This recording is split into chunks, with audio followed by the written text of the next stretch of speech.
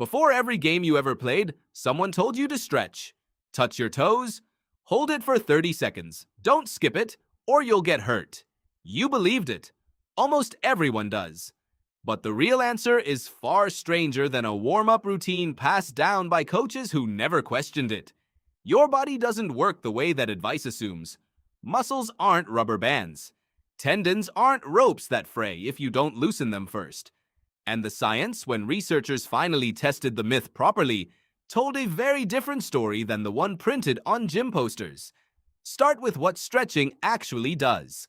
When you pull a muscle into a long, static hold, you're not making it more elastic in any lasting way. You're increasing what scientists call stretch tolerance. Your nervous system simply becomes more willing to let the muscle lengthen before it signals discomfort. The tissue itself barely changes. Your brain just adjusts its alarm threshold. That's it. So why did an entire generation believe stretching prevented injury? Partly because it feels responsible, partly because it feels like preparation. But feeling prepared and being protected are not the same thing. In the early 2000s, sports medicine researcher Ian Schreier reviewed decades of studies on static stretching and injury rates. His conclusions surprised a lot of coaches. Across the research he examined, pre-exercise static stretching showed no consistent reduction in injury risk. In some studies, athletes who stretched heavily before explosive movements actually performed worse immediately afterward, with measurable drops in strength and power output. Think about what that means. The ritual millions of athletes trusted wasn't just unhelpful. In certain contexts, it was working against them. Then came a larger test. USA Track and Field, working with researcher Daniel Perellis, ran a study on nearly 3,000 runners. Half stretched before running, half didn't. Researchers tracked injuries over several months. The result? Injury rates were nearly identical between the two groups. Whether a runner stretched or skipped it entirely made almost no measurable difference to whether they got hurt. Why doesn't lengthening a muscle beforehand protect it later? Because most exercise injuries don't come from tissue being too short.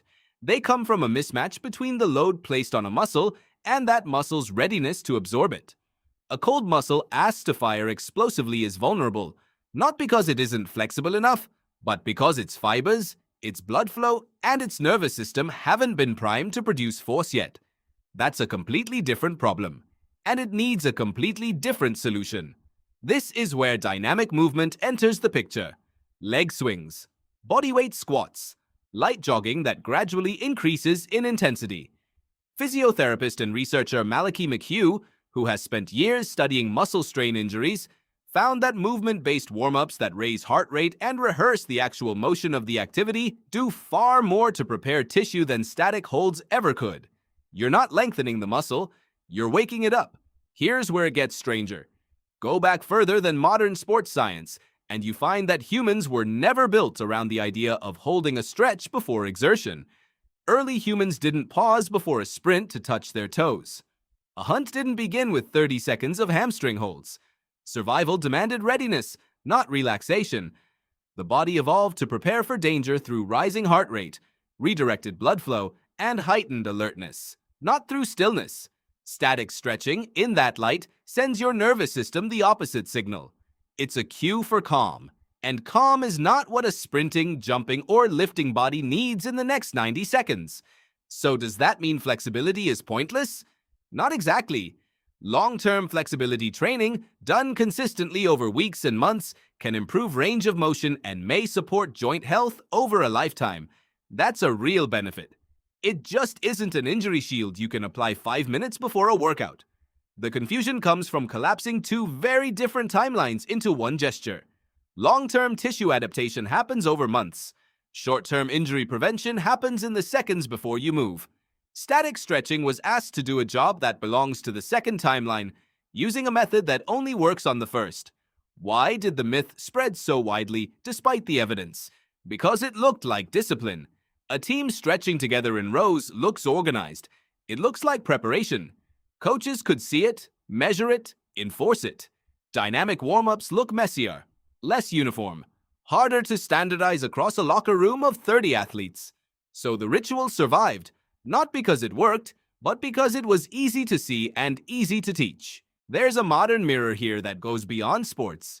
You do this in other parts of your life too. You reach for the visible, comfortable action instead of the one that actually changes the outcome.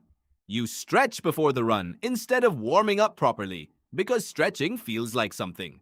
You send the reassuring email instead of doing the harder work behind it. Comfort and effectiveness get confused constantly, not just on a gym floor. Your ancestors didn't need a warm-up routine because their days were built entirely around movement. Waking, walking, climbing, carrying, running when necessary. Their bodies were in a near constant state of low-grade readiness. You inherited their nervous system, but not their daily movement pattern. That gap is part of why modern warm-ups matter more than ever, and why the wrong kind of warm-up leaves you exposed.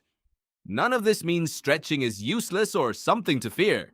It means it belongs in a different place. After a workout, when muscles are warm and you're not asking them to explode into force, static stretching can help you cool down and may support long-term mobility. Before a workout, your body is asking for something else entirely. Movement, rising temperature, rehearsal of the motion to come. So tonight, if you find yourself reaching for that old habit before you move, pause for a second. Ask what your body actually needs in that moment. Not stillness, not 30 seconds of holding a position your coach taught you decades ago. Readiness. Before every game you ever played, someone told you to stretch. Now you know the real advice should have been simpler. Don't prepare your body to be calm. Prepare it to move.